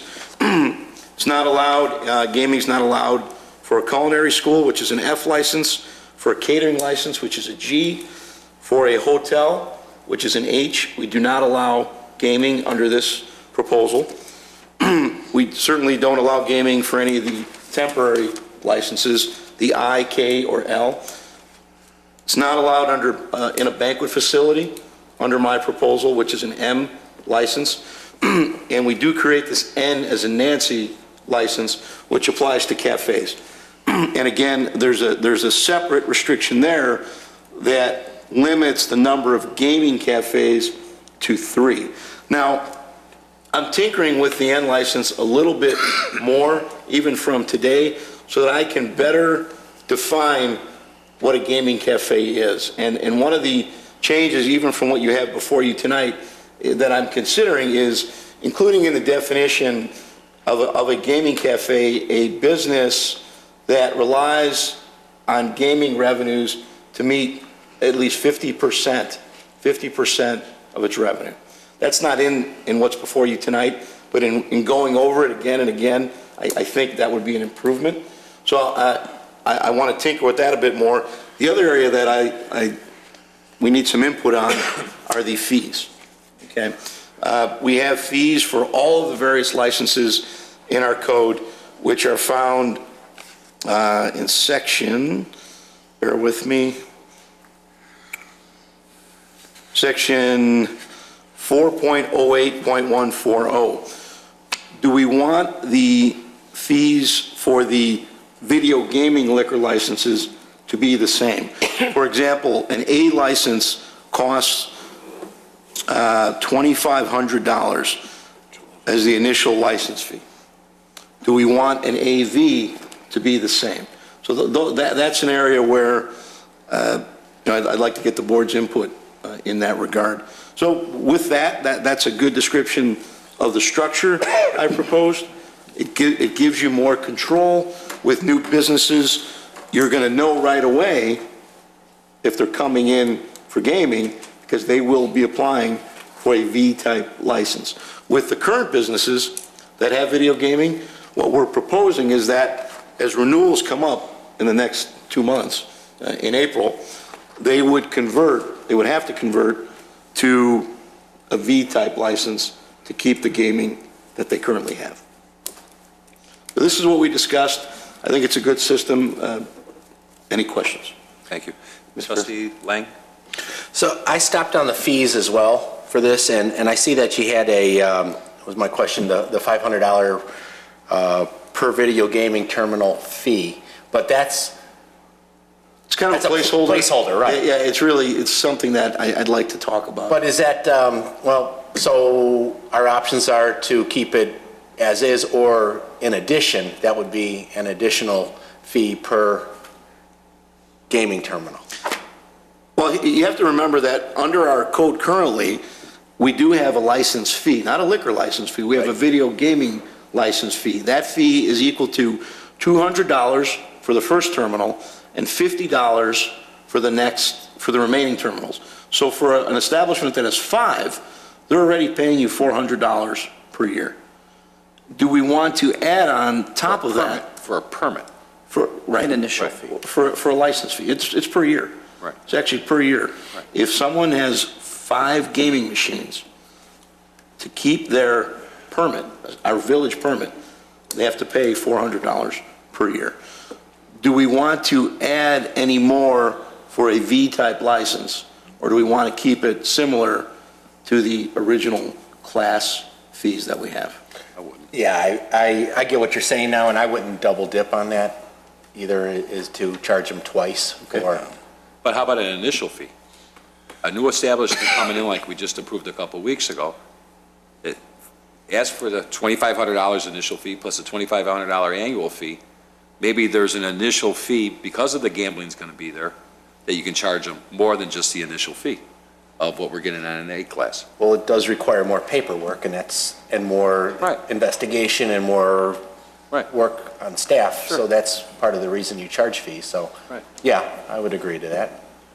So an initial fee, I mean, you can add $500 per unit for the initial fee. If he's coming in with 5, it's $2,500 plus a $2,500 liquor license initially, so it's $5,000.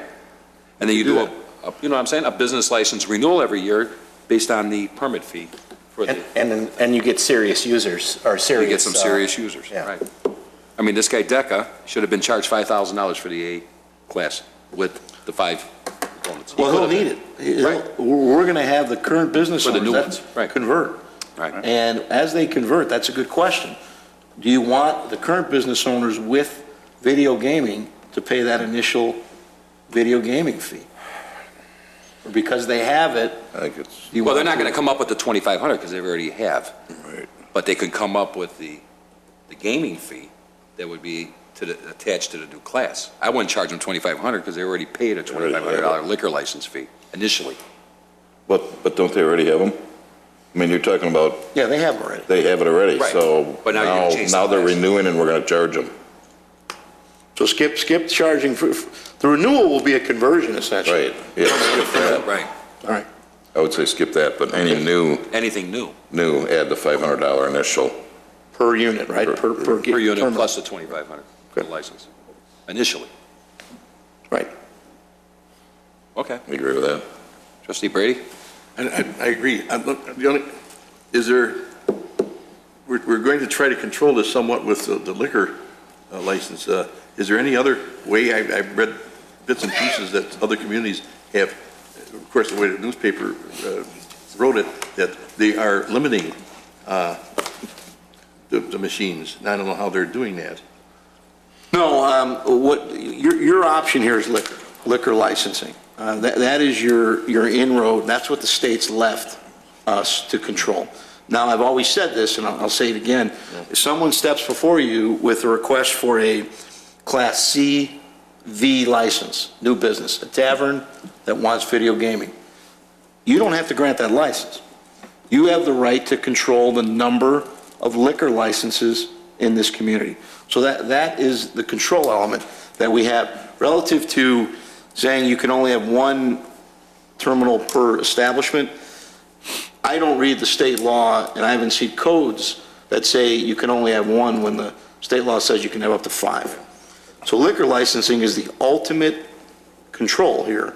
This creates a scheme of liquor establishments or liquor establishments with gaming. And you control essentially who gets what. Taking into consideration all the businesses that we have existing that could fit under the rules as far as having gaming, we can't turn them down if they walk in. They already have a liquor license, and they sell food. You can control whether or not they get a V license. Okay. Okay, with the A license. all right. So You that- can, that's your control. All right. You can control whether or not they can get the AV license, the B/V license. You can't take their liquor license away. No. But if they want gaming, under this code, they have to get a V-type license from you. Now, when we researched this, and we talked to the not the Liquor Control Commission, the Gaming Board. The Gaming Board, as they're considering licensing, they're looking at local codes to see whether or not an entity fits under Wheeling's code, whether you'd qualify. So they are honoring these codes. Unlike the marijuana statute, home rule is not expressly preempted in this act. So we've got some control, and it falls within the liquor license issuance. If, I was just visualizing, now, we have a lot of, probably a lot of existing businesses that haven't even considered applying for liquor, for the gaming end of it. And if they all came in here, I guess it'd be hard to say yes to one and no to two or three. And that's my problem. Well, you'd have to really make decisions based on a rational basis. So to say yes to one and no to two others, I'd hope that decision was tied to some rational basis. Yeah, but location. You just for can't say, example, no, we have too many? I'd like Joe, and, or you could say, if you say no, we have too many, then you can stop. You can do that. Okay. You can always control the number. But a month from now, you shouldn't be issuing a license. You follow me? Yeah, I know, I understand. Right. I just, I'm not against it, believe me. I just, several people mentioned to me, how do you control it? And I said, well, we're working on that right now to see what it is. And I said, it seems so far the best way is with the liquor license. And it sounds like you're on the right track there. As long as at some point, if this becomes a nuisance, how do we cut it down, I think you stop issuing V-type licenses. How many do we have in the community currently? Gaming establishments? Bill or Mark? 6, 7? I'm not sure the status where Stella's is, but I want to say there's 6 approved. And does that include 5 waiting. Stella's is separate. Separate from that, I would say. Existing businesses. There's 6, I think, 7. I think there were a total of 11. It was either 6 approved and 5 waiting, or 5 approved and 6 waiting. There's 6. Jeffrey Lane, PS Pub. Waiting, meaning that they've put in their application and they're in different states of limbo, waiting for the state, waiting for us. Right. Market Square. Right. But what I plan to do is amend this.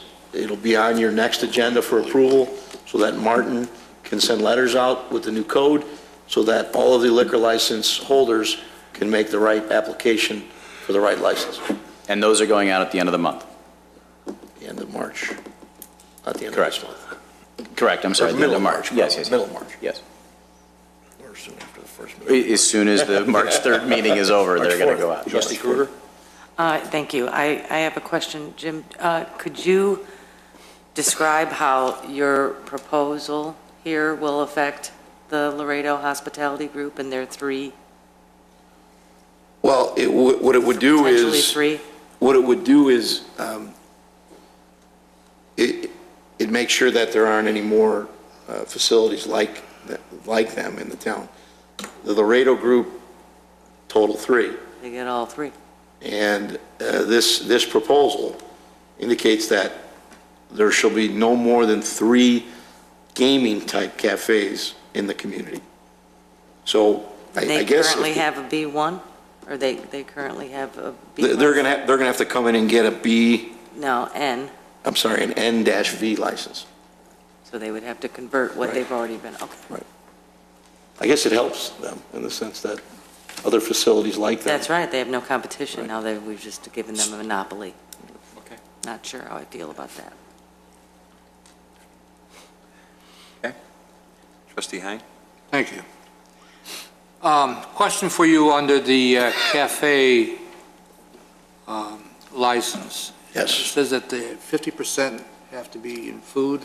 Is that correct? 50% food and non-alcoholic beverages, the other 50% would have to be video. Gaming. Who is going to monitor that? That's a good question, and what we include in the code is that at renewal time, that we can essentially audit their books where they have to show us, here, I'll read the language for you. The determination shall be made by reviewing audited financial statements, corporate financial reports, tax return information, state liquor license reports, or any other form of information deemed acceptable by the village. We can request all types of information to confirm what, at least initially, we're going to have to take on faith. Because for a new facility like Stella's, you don't know what their revenue is going to be. But at the end of a year, we're going to have some pretty good information. We're going to ask somebody to bring your books in, right? Yes, we can. I would hope we do. That should be good. I'm not sure of any other way to do it. Is there a difference in percentages on liquor tax and food tax? Food and beverages is the same. Sales tax. Same, it's the same? Yeah. Okay, so we can't get the records from the state or? Audited financial statements, you're looking for confirmation. We can ask for tax returns submitted to the state. I mean, that's part of what the code provides, tax return information. We can ask for that. Someone's falsifying their tax returns, I'm not sure how we get past that. Because they're going to have to be told to keep them separate, because right now, if they're the same percentage for food and beverage, liquor tax are the same, most places that serve liquor, okay, and food, okay, they don't distinguish that tax when you break it out. But we're talking about revenue. We're talking about revenues. I understand. Right. I understand. How much revenue went for liquor sales and how much went for food sales? And how much was related to video gaming receipts? That's going to be pretty hard to police. Maybe the accountant can help. It should be very easy. They can take it right off their sales tax returns, because they have to distinguish between alcohol and non-alcoholic sales. Then we can do that, right? Yeah, there's all kinds of ways. If they have good audited statements, they have to have that. Maybe we can work on some language, Trustee Vogel. And some of the DRAM insurance requires that split. So they're also auditing it. So the new cafe license that we're creating, we never had before, is strictly for the types of restaurants that are coming in now, like Stella's. That's it. Well, we could, there are actually two. There's a cafe license for a cafe that doesn't have gaming. That's an N license. Right. And then there's a cafe license for a cafe with gaming. Okay. Two different kinds. So I could have a cafe without liquor? Without gaming? Yes. Okay. Sure. Boy, it's getting complicated. Yeah, it is. The only other thing I would add to that, if you talk about control, Jim, you always bring up, how many liquor licenses do we have? Well, as many as we create. Mm-hmm. Okay? And with this new class, with the AV, if you wanted to put a number on it, right now, based on my calculations, with DECA, there's 6 active ones. Correct me if I'm wrong. And if I recall, the Augustinos, the Market Squares are pending their approval through the state. So there's 8. I mean, if you wanted to create 10 or 12 liquor license under that class, that's all we got. That's it. You can do that. You can do that. Otherwise, it's whoever comes in through the door, like we always said, we put values to these licenses now, where before we were spitting them out like popcorn and had no value. You could say, you know what, AV, that's it, we got 12. Either somebody goes out of business or something else happens, there's only 12, if that's what you want to do. Sure, future boards can always amend that, but in the beginning here, you're controlling it. And if that's the consensus, and you want Jim to look into it, that's another way of controlling how many establishments right now, and we know who's waiting for their, and we know how many have them already, but you can put a number 10, or number 12, or number 11, whatever the case may be, and say, that's all we got. Well, if that's the case. Go ahead, right? One issue with that is that you're the next great idea, the next, you're shutting them out. And someone could come in with a pretty decent concept that would really be a winner, and then we're shutting them out. And that's what I would hate to do. Well, you can always amend. We'll change the ordinance. You can always amend. But right now, you're advertising, you got 12. And with a new liquor license renewal coming up in April, you got 12 or 11, whatever the case. It does increase the value of them. That's correct. And if you're serious, and you want to play, no pun, you're going to pay. But we're creating a value for something that we're issuing here as a community, as a village. That's right. Actually, other communities are going to follow. Just A's? Huh? Other communities are going to follow suit on this, so. Well, that's good. Let them follow us versus we following them all the time. Trustee Hein? Thank you. What's the rationale for not allowing hotels to have gaming? I just thought it didn't fit in what you would want, but certainly this is your code. You tell me what you think. That was my thought. It just didn't seem to fit in what the state had considered when it developed the Video Gaming Act. An establishment, a separate area for the gaming, but I guess it could. I mean, hotels don't necessarily have liquor licenses unless there's a restaurant in the hotel or a banquet. They have licenses to serve liquor in the rooms through room service. It just didn't seem to be a clean fit. Like our Westin, you've got restaurants there. If they wanted gaming, they would have to apply under an A license. So if Serenella's in the Westin Hotel would like to have a gaming license, they could get one? They'd have to apply for an A/V license. Yes. Cooper Hawk, too. Cooper Hawk. Spears. Okay. Ram. Okay. Sure. So, any other questions? And have Jim look into and given us the option when it comes before us as an ordinance change with, if we want to do the limit of a number of licenses on an AV, and also the cost difference between an A class and an AV class. Okay.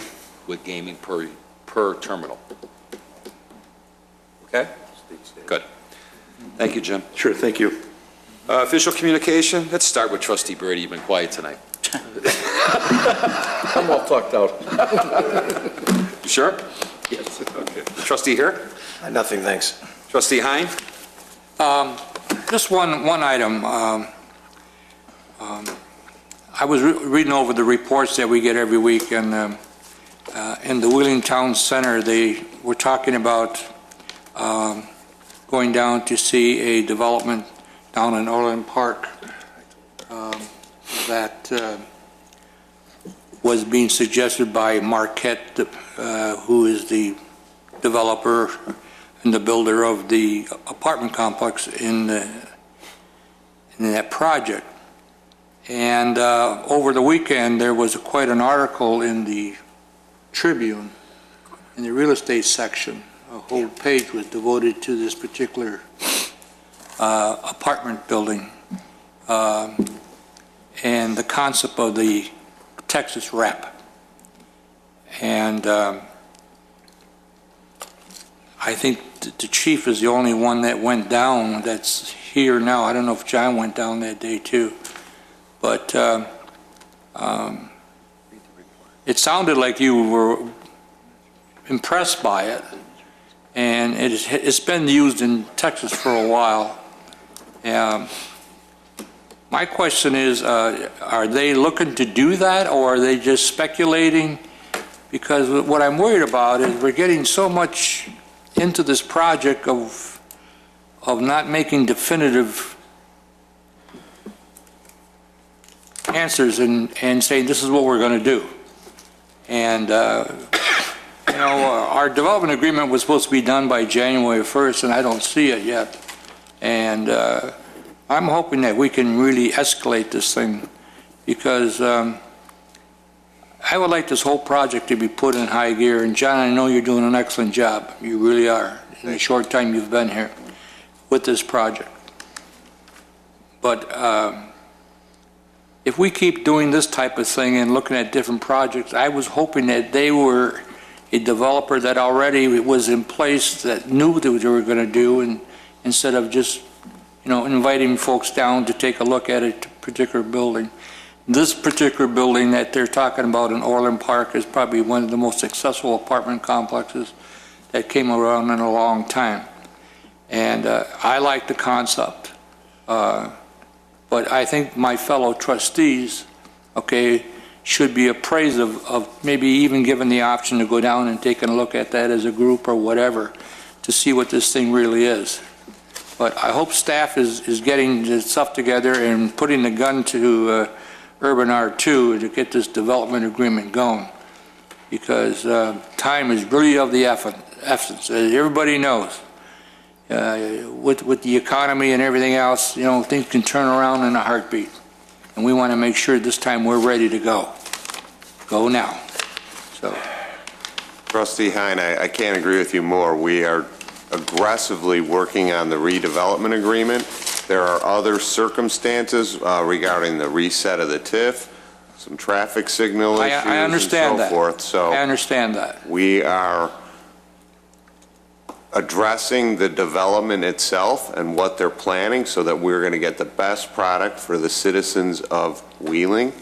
We want to make sure that we get good anchor tenants, good retailers, but at the same time, we have to be cognizant of what the market will support, what kind of rental rates and so forth, and that's why our staff went down and looked at the Orland Park project, and basically that project was a condo project originally, and it tanked during the recession.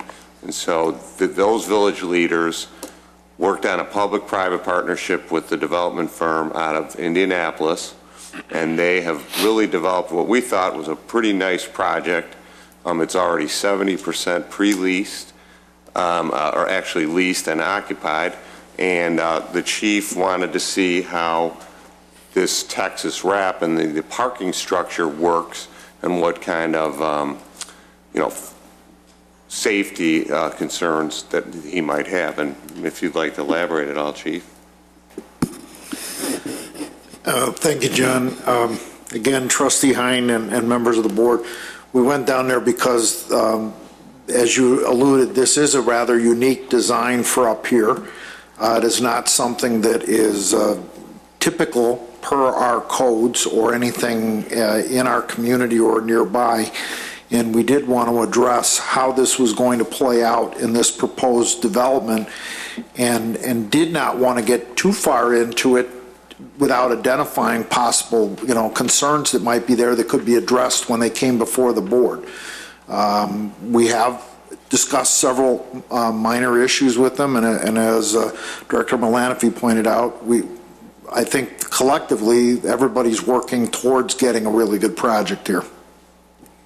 Well, I'm not challenging that. What I'm challenging is the time parameters, because I've been sitting here for a little bit now, and I'm waiting for another presentation by Urban R2 that doesn't go anyplace, and like they have done, and I don't want to see that happen. So March 31st looks like a good deadline to me to get this development thing going, so let's see what we can do, okay?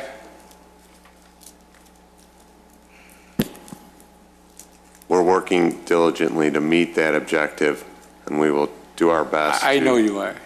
I'm just trying to light the fires. Again, there's other taxing bodies and other jurisdictions and access issues that have to be addressed in conjunction with the redevelopment. I completely understand. Thank you. Is that it, Trustee Hein? That's it, thank you. Thank you. Trustee Vogel? Nothing tonight, thank you. Trustee Kruger? Nothing for me, thanks. Trustee Lang? I would just want to say I apologize for being late. doing my civic duty at 26 in California for $17.20. That boy. Lucky you. Hope cocktail hour went well. Yes. At least it was today with the weather, not yesterday with the weather. That's what the judge said. See what he said? Clerk Simpson. I would like to say something. I know The you do. Wheeling Historical Society will be having their White Elephant on Wednesday, February 26th, at 6 p.m. It's $12 a person. It'll be at the church at the Chamber Park. Trustee Hine will be our auctioneer, and the food is supplied by Wapagetti's. And if you are interested in attending, please call Marilyn Cromie at 847-537-5714. Did it? Yep. Manager Spondelos, anything? Thank you. Just wanted to take the opportunity to ask the board's direction. We've been talking about for quite some time the surplus that exists in the South TIF. Staff has been looking at the available projects and looking at what money could potentially be given back as a surplus, declared surplus, and returned back to the taxing bodies. We've finished those analyses, and at this point, staff would be recommending a $2.5 million surplus to be declared and returned back to the taxing bodies out of the South TIF. I'm not asking for approval tonight. I can't do that during official communications, but if the board agrees, we will prepare the paperwork to declare the surplus and bring it back to you on March 3rd for the formality of that declaration. Questions? Consensus? Trustee Lang? It's not too aggressive of an amount? We were very careful in making sure that we had monies available for the projects that we have established, and we tried, though, to put every penny we could into a surplus, recognizing the fairness of it. The answer, though, is no. I think it's appropriate. Good. Thank you. Trustee Vogel? Yes. Trustee Hine? No. Trustee Hare? Yes. Trustee Kruger? Yes. Trustee Brady? A reserved yes, that we don't leave ourselves short. That's correct. And myself, yes. We'll prepare the paperwork. Thank you. Thank you. Just to piggyback on that, the staff and myself in the last couple of weeks have been discussing surpluses and what is fair, what is the right thing to do with the other taxing bodies. And Michael, thank you for that. We just got these numbers late this afternoon when I walked in here. And I think it will cover the projects that are on the books and what we're trying to do here. And once again, the Village of Wheeling being proactive and showing their generosity based on growth that we've created as a board and as a community for the future of this community and all the taxing bodies is to share some of that growth. And thank you again, Michael, for that. A couple things that I have this Friday as well. The Chamber of Commerce is hosting the State of the Village address, which is going to be held at the Northbrook Hilton. Myself and along with City of Prospect Heights Mayor Helmer will be the keynote speakers. And I understand we have a nice crowd there. Congress people are going to be, Tchaikovsky's going to be there, and a couple of state reps and stuff. So, Pam, good job with you and Jim over there for doing that. Just to piggyback on something I made comment on regarding the flood insurance premiums, tobacco situation that's going on at meetings that Manager Spondelos and I have been attending over at the Northwest Municipal Conference. They are too taking it seriously, and other mayors in our region are starting to get phone calls, and the Legislative Executive Committee for the Northwest Municipal Conference will be preparing legislation to present to our state legislators so they can take it at their level and try to fight it on the federal level. The Senate has put a 4-year moratorium hold on this program, but unfortunately it's still yet to go to the House. As we've all known, things get passed through the Senate and not passed through the House. So we've opened up some eyes for some people and with our fellow mayors, and they're supporting it 100%. So we got the professionals working on that, and it looks good on that. You want to? And I'll be able to provide an update. I have a meeting tomorrow morning as a member of the Legislative Committee, so I'll be able to report back at the end of the week as to what the committee's next steps will be. And closing, again, another tough week the Public Works, Fire, Police, Administration. Jeff, everywhere I turn, your guys are out there fixing water mains. And you know what? Just down the street from Ray and I on Sunday, they were out there all night and with sub-zero weather. Kudos to the guys, both of you guys. You know, really, I know everybody has their jobs to do, but some of the elements that you guys are dealing with aren't easy. And on behalf of myself and the board, we thank them and watch out for their health too, you know, because they're human beings too, and they have families, and we appreciate what their families are going through as well. There's been a lot of guys not around. So that's all I have. I entertain a motion to approve the bills for January 30th, 2014 through February 12th, 2014. So moved. Second. Motion by trustee Lang, second by trustee Vogel. Roll call, please. Trustee Krueger? Yes. Trustee Heer? Yes. Trustee Brady? Yes. Trustee Vogel? Yes. Trustee Hein? Yes. Trustee Lang? Yes. President Argyros? Yes, thank you. We do have executive session this evening for the review and approval of minutes of executive session lawfully closed under the Open Meetings Act, the setting of a price for sale or lease of property owned by the public body, and pending probable and/or imminent litigation. Entertain a motion to recess into executive session. So moved. Second. Motion by trustee Heer, second by trustee Hein. Roll call, please. Trustee Krueger? Yes. Trustee Heer? Yes. Trustee Brady? Yes. Trustee Vogel? Yes. Trustee Hein? Yes. Trustee Lang? Yes. President Argyros? Yes, we will go in executive session at 8:45. Thank you. It opens everyone's garage door in town.